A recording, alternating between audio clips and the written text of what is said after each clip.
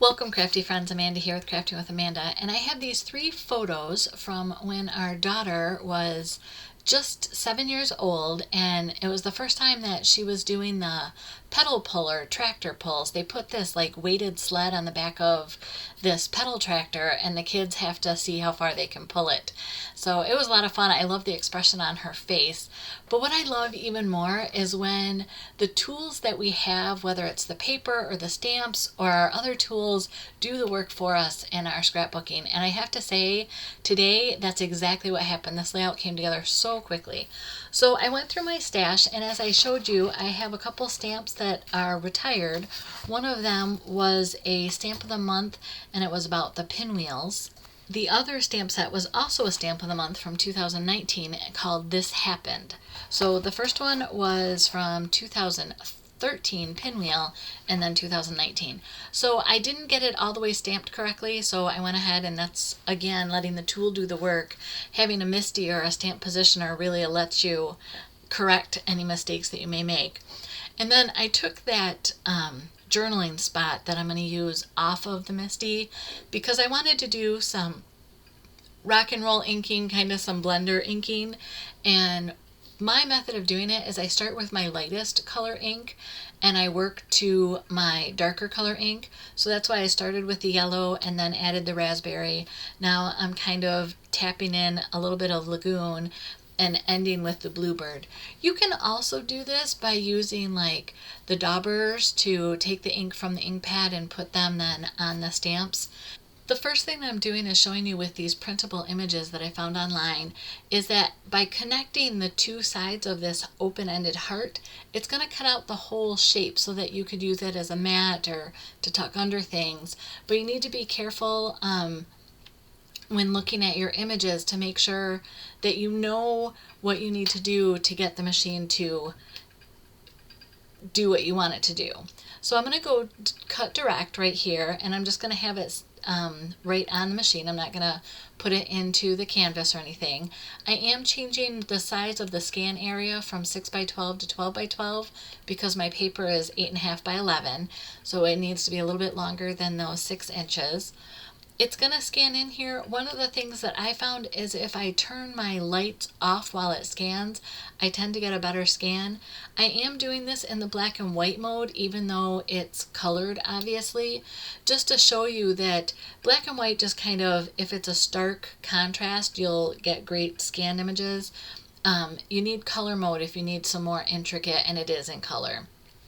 So here I'm just selecting what my cut area is, where I want it to concentrate on finding the images to cut.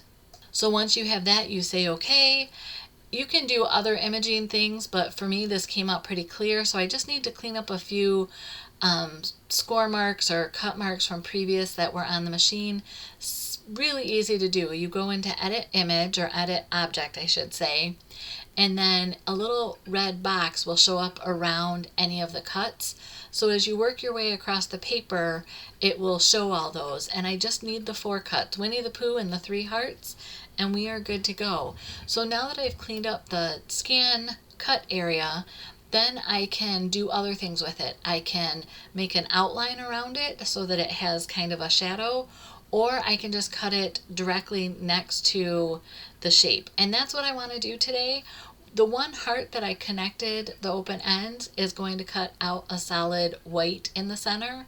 The other 2 hearts, as you'll see, will actually cut out because it's a nice wide brush stroke in creating these open hearts.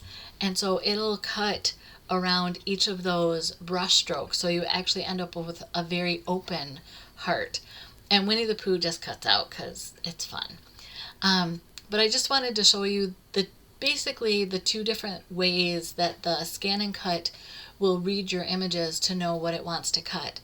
But this is how easy it is. You get your images, put them on the scan and cut, clean up your background, and you can edit them, and I will go into that more in future tutorials. But I just wanted to give a representation of using this tool very quickly to cut my pinwheels out for this layout. And now you can see the two hearts that are, they cut the brush strokes, and the one that has the white in it. And I haven't erased anything, or I didn't do anything, you know, fancy to make it look like a better end to those images. And now I'm back to the layout, and I have my journaling spot, and I'm just trying to audition things. I'm realizing I need to come up with a title for this, and I wasn't sure what my title was going to be, but I felt I really like the trend right now in scrapbooking of kind of framing in things, and because I had these small photos, I thought that that would work. So I went ahead and framed it with the bluebird, but I cut out the center of that bluebird cardstock, so now I am using it here to cut out my title.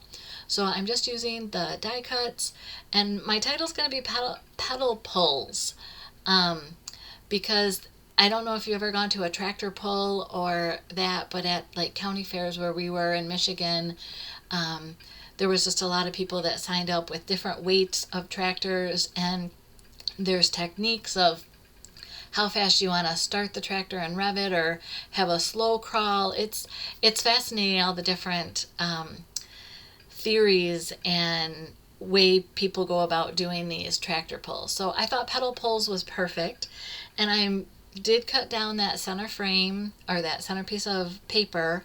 I matted it with black because my photos were matted in black, and there was black speckles already on the base page.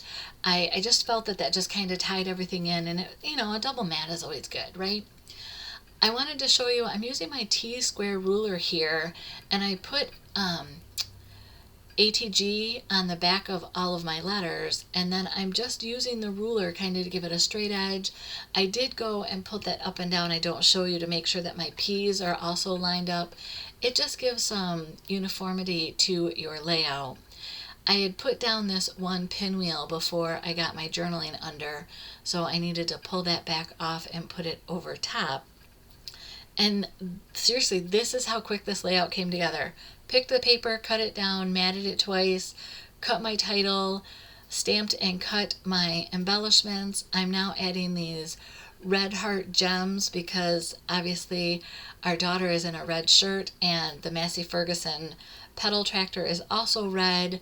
So I'm just tying this all in. It's a fun, simple layout. It's telling the story of kind of the first adventure that we got to have at the Rudyard Summerfest. We didn't get to go to Summerfest often because we would get to the parade, but after the parade we would be out in the fields making hay, and this particular year we were done making hay early, so we got to go to the tractor pulls. And this is it. Here's a close-up of the layout.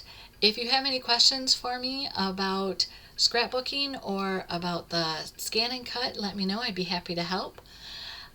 I have other videos. I do have a video that I concentrate on just showing more of the buttons for direct cut on the scan and cut. If you haven't subscribed to my channel, I invite you to do that now. Here's another video you may be interested in, and I hope you have a blessed day.